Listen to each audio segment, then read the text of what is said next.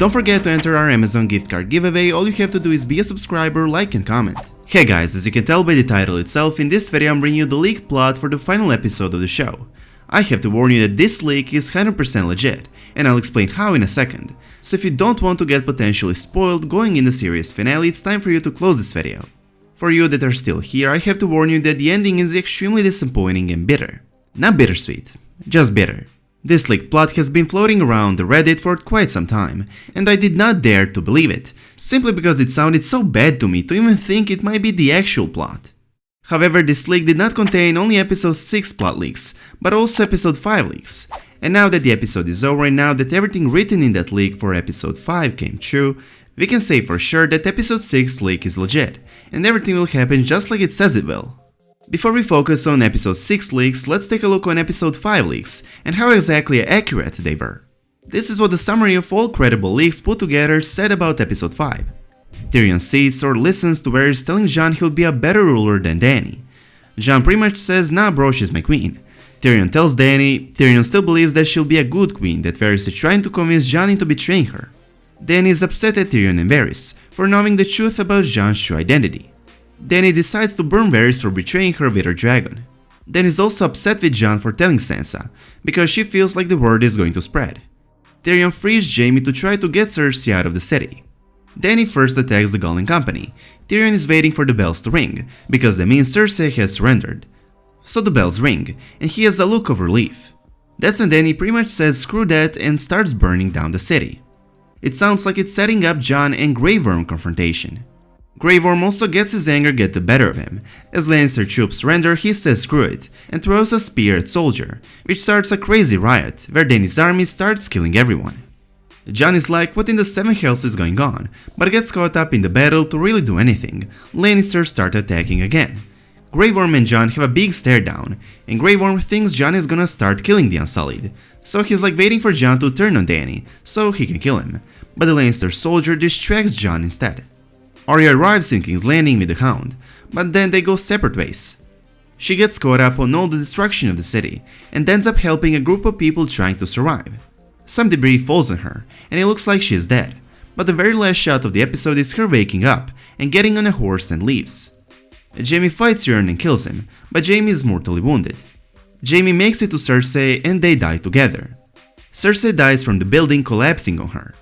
Game Ball shows them fighting in the building. The Hound's eyes are supposed to be gouged out, and there's a dagger between the eyes of the mountain. They crash throughout the building and into the fire pits below. Entire city is on fire. They're supposed to crash through a wall at some point and the mountain no longer has a helmet and exposed chest. As you can see for yourself, leaks for episode 5 are 100% accurate, meaning that leaks for episode 6 will be as well, since they are posted by the same sources who posted episode 5. Let's take a look on episode 6 leaked plot. Once again, this is legit leak, and it's your last chance to avoid getting spoiled. Alright, let's begin. Jon, Davos and Tyrion are walking through the aftermath of King's Landing, which I assume is this scene from the episode 6 trailer where he walks with Davos, and oversees the horror Dany's done to King's Landing and all the innocent.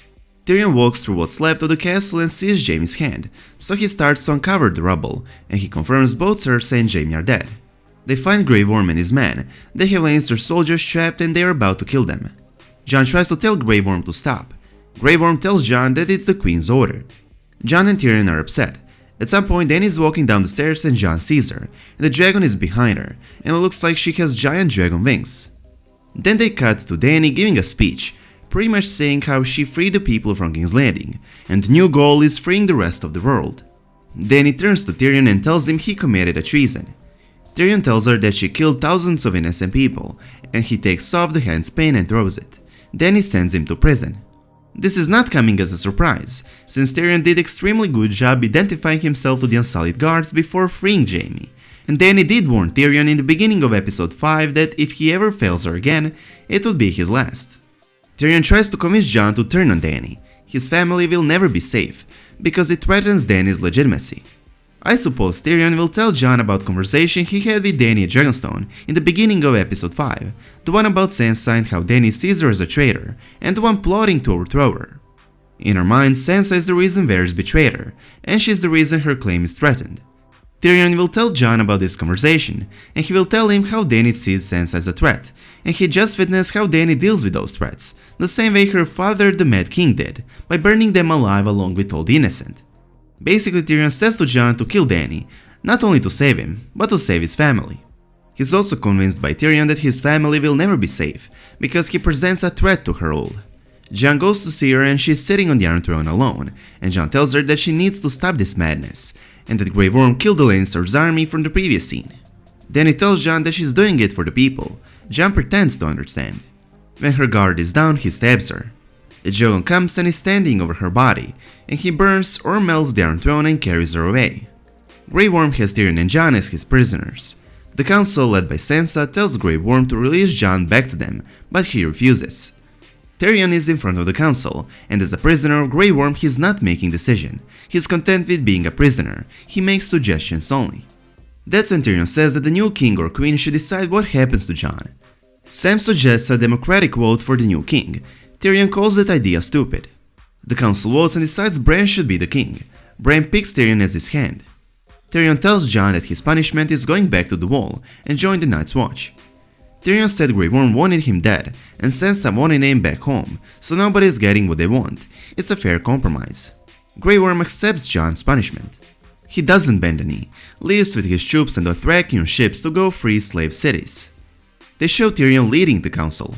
Jon says goodbye to Sansa and Arya. Arya tells them she's not going back home. She's going to explore whatever is west of Westeros because there's where no one has been. The final scene is a closing montage.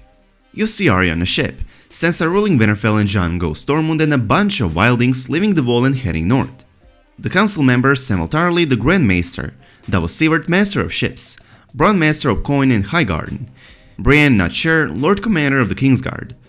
Other High Lords are also there: Yara Greyjoy, Lady Reaper of Pike, Robin Arryn, Lord of Eyrie and Warden of the East, Genji Baratheon, Lord of Storm's End, and Jon Royce, the Lord of Runestone. Podrick is wheeling around Bran and he protects him. Sam mentions they saw Drogon at some location, but are not sure. Bran just says I look for him. They don't have a Master of Laws and Whisperers. Tyrion is looking for the right people to fill those spots. The last shot is Jon Snow, Ghost Stormwind and a bunch of the wildlings leaving the Wall and heading north. The end of Game of Thrones. Before I talk a little about Jon killing Dany and Bran ending up being democratically chosen as a new king, the reason Tyrion will have a trial even though Dany is dead is probably because Grey Worm will demand his queen's will and justice to be obeyed, before he with the Unsullied and Dothraki leaves for Essos, to continue what Dany imagined she'd do with them before she was killed. Tyrion's trial is not the reason all these high lords and ladies will come to the capital, although they will attend it. The reason they came to King's Landing in the first place is because Varys even wrote letters to each of them, informing them who the true heir to the Iron Throne is, and who they should support.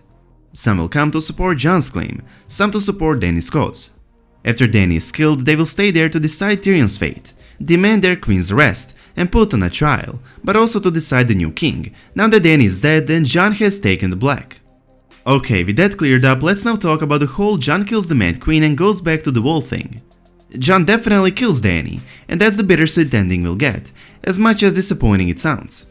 In one of my previous videos I described how I see this going down. I expect Jon to walk up inside Red Keep, inside destroyed throne room, only to see Dany probably sitting on the Iron Throne, and basically being the Queen of Ashes. That's the only Bran's vision from the future that is yet to be seen on screen, the destroyed throne room covered in ashes. The thing I kept reminding you guys throughout my videos is that while prophecies in Game of Thrones don't literally come true, visions on the other hand do. All Bran's visions already came true, including wildfire attacks Cersei used on the Sept of Baelor, and the vision of a shadow flying above the capital that came true in the last episode. Not only did Bran have this vision and therefore we know this scene will be included in the final episode, but Dany also had similar vision back in Season 2. Dany had a vision that she was in the Iron Throne room, but everything was destroyed and the ground was covered in snow. Or so he thought. Now that the Night King is dead and Dany burned down King's Landing to the ground, the snow in Dany's vision was actually ash. Jon knows he's got to do something, but I believe that before he does, he will give Dany one last chance, trying to talk with her to see if she realizes what she's done is a huge mistake and crime. Dany will then try to justify her actions, and that's when Jon will realize there's no turning back. She's this Mad Queen and a huge threat to Westeros, having already destroyed one great city and hundreds of thousands of innocent people. And Jon will kill her. I believe that's what Dany's vision from the Undying was foreshadowing all along. Dany wins the Iron Throne and becomes Queen of Ashes, but she will not be able to ever sit on it, or at least not for long, because Jon will have to put an end to her madness, whereupon she'll join Drogo and her son on the other world. After that, Jon will take the Black again for killing Dany and go back to the Wall and become 1000th Lord Commander of the Night's Watch, living his days out in the real North and reuniting with Ghost as Tormund foreshadowed. Taking the Black is what makes him no longer a legitimate heir to the throne. That's probably the worst thing about the ending. Jon doesn't even end up on the Iron Throne after all of that, but it's Bran Stark who's chosen as the new king by the council after Tyrion's speech. Definitely got my expectations subverted. Showrunner's perfect job. Yeah, Jon said through the final season multiple times how he doesn't want it, but so did Bran. Bran refused to be Lord of Winterfell and has repeated multiple times how he's not and cannot be the Lord anymore. He cannot rule anything, he said, he is a three-eyed raven now, and at the end he becomes the new king. Out of all the characters, it's Bran Stark. I'm so disappointed. Putting Jon, Dany or Tyrion until the so much foreshadowed Targaryen child comes of age that the showrunners kind of forgot they foreshadowed so much throughout the 7th season, any of these options would have been much better than putting Bran on it. Even the Night King option would have been much better. Nothing makes sense in this last season, so I don't know why am I even surprised anymore, but whatever. Dany is after all the Mad Queen and I guess the final villain of the story. Jon will kill her and Bran will become the new king. The end. I don't like it, hopefully you guys do. Please let me know your thoughts about all of this in the comment section down below.